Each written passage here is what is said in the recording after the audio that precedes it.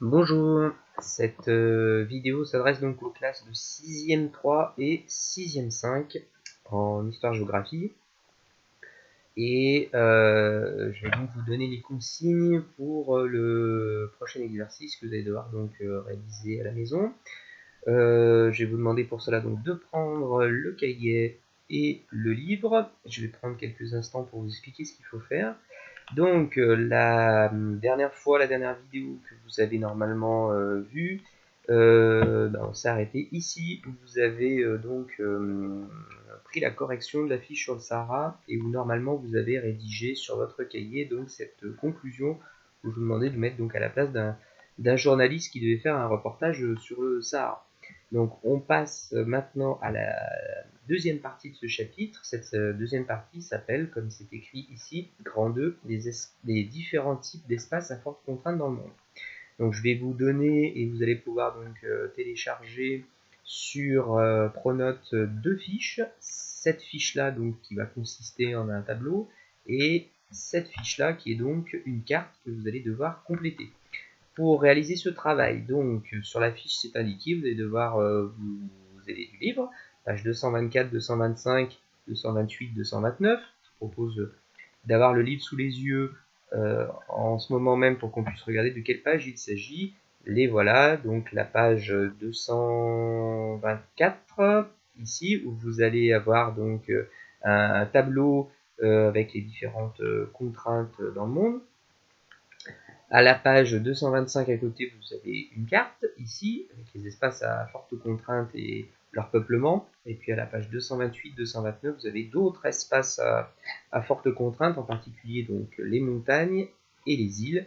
Et en fait, le tableau consiste à retrouver les différents types d'espaces à forte contrainte. Donc nous avons déjà vu qu'il y avait des espaces, des déserts chauds, qui étaient des espaces très contraignants, où il était difficile d'y habiter. On sait maintenant aussi qu'il y a des déserts froids, des forêts denses, des îles et des montagnes. Donc on peut dire qu'il y a 5 types d'espaces dans lesquels il est difficile de vivre. Alors, voilà l'exercice. Vous allez donc devoir compléter le tableau en me trouvant au moins un exemple de désert chaud, de désert froid, de forêt dense, d'îles et de montagnes sur Terre. En vous aidant du livre, bien sûr. Ensuite, vous allez devoir à chaque fois me dire quelles sont les causes, c'est-à-dire quelle est la contrainte principale pour chacun de ces espaces. Donc, pour les déserts chauds, on a déjà vu, quelle contrainte, on a dit qu'il faisait chaud, qu'il y avait une forte aridité, c'est-à-dire peu de précipitations, qu'il y avait du vent, de l'amplitude thermique. Donc voilà, ça c'est les contraintes qu'on trouve dans les déserts chauds. À vous de faire la même chose pour déserts froids, forêts denses, îles et montagnes. Et ensuite, la dernière colonne, il s'agira de trouver comment les hommes s'adaptent-ils aux conditions, quelles ressources est-ce qu'ils exploitent. Donc dans les déserts chauds, comment ils font pour s'adapter à ces conditions extrêmes. Ça peut être des adaptations en termes d'habitat, en termes de vêtements, en termes de fabrication diverses, et d'exploitation des ressources. Donc on a vu par exemple que dans les déserts chauds, comment on s'adapte par exemple au manque d'eau, et on fait de l'irrigation. Voilà, on a un exemple ici de conditions d'adaptation des hommes. Donc ça, à vous de le compléter en entier, donc sur les déserts froids, les forêts denses, les îles et les montagnes, donc en prenant l'exemple de ce qu'on a fait pour le Sahara pour compléter ce tableau. Une fois que vous aurez complété ce tableau, donc je pense que ça, il faut que vous le fassiez dans un premier temps. On va dire qu'à l'aide du livre, c'est un exercice qui théoriquement devrait prendre, allez, bien fait, on va dire une vingtaine de minutes, à peu près, pour faire cet exercice-là, à peu près. Je vous propose ensuite, pas forcément de faire tout en même temps, mais peut-être un autre jour, le lendemain par exemple, de faire, à partir de ce tableau, de me compléter cette carte. Alors attention, cette carte-là, quand vous la regardez, elle peut paraître un peu complexe, il y a beaucoup de choses. Donc il va d'abord falloir que vous complétiez la légende. Donc il y a 4 figurés à retrouver dans la légende. Évidemment, vous avez compris, cette carte, elle correspond au tableau d'avant. Donc ça veut dire que dans cette carte, il faut que vous retrouviez quels sont les différents espaces à forte contrainte.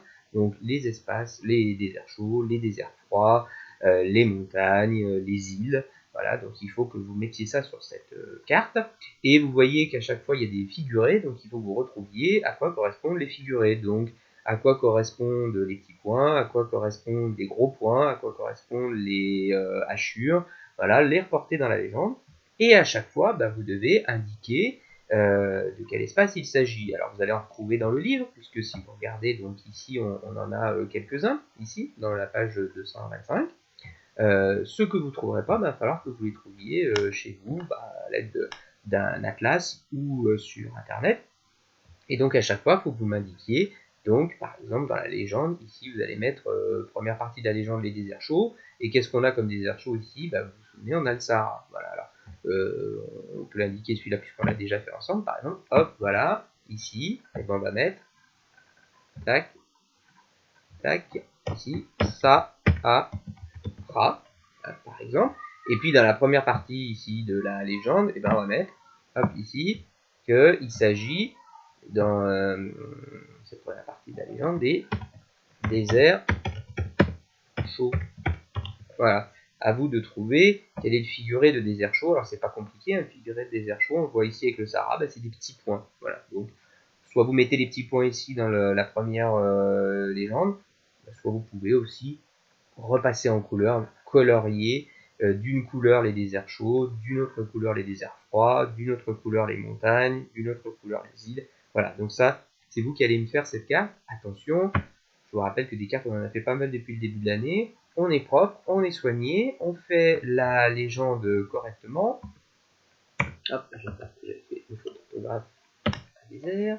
Et on met un titre en haut de la carte. On complète la légende. Vous avez ici l'échelle. Et puis on mettra aussi la direction. Comme d'habitude sur une carte, on prend le temps de le faire. Donc ça, c'est un travail qui nécessite un peu de temps et un peu de soin. Donc je pense qu'il faut que vous tabliez sur 30 à 40 minutes pour faire cet exercice-là. C'est pour ça que les deux ensemble, on peut en avoir pour presque une heure. Donc il vaut mieux les séparer et pas tout faire en même temps pour que vous fassiez ça de manière propre et soignée. Je vais vous laisser faire ce travail-là et puis je vous propose, je pense dans le courant début de semaine prochaine, je vous donnerai enfin ensemble donc le corrigé de cet exercice-là. Donc je vous ferai une vidéo où je vous montrerai le corrigé où on pourra reprendre tout ça ensemble et ensuite donc faire une conclusion sur ce chapitre de géographie, donc sur les espaces à forte contrainte. Voilà, donc je vous propose cet exercice-là pour l'instant. Prenez le temps, ne vous affolez pas, tout va bien et on se retrouve dans quelques jours. Bon courage à tous.